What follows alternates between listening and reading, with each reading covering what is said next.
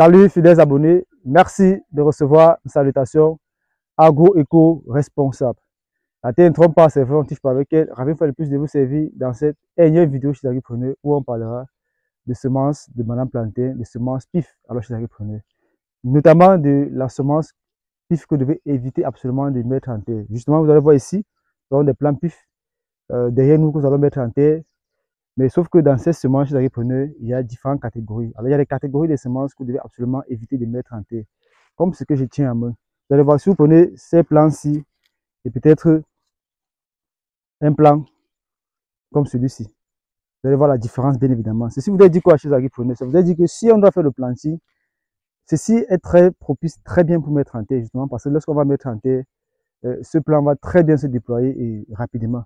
Contrairement à ces plants que je tiens à main, où il va falloir d'abord faire l'opération de recépage avant de mettre en terre. Pourquoi faire le recépage et c'est quoi le recépage? Le recépage va juste consister à tailler ces feuilles-ci.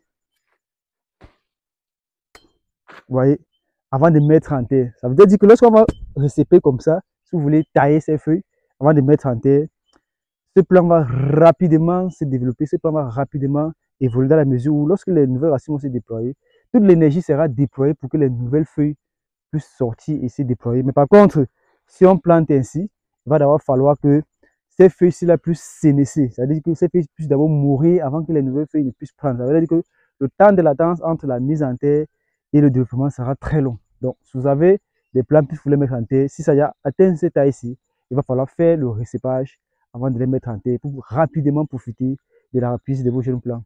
Alors, chers agripreneurs, j'espère que vous avez appris et que vous saurez mettre cela en pratique dans vos plantations.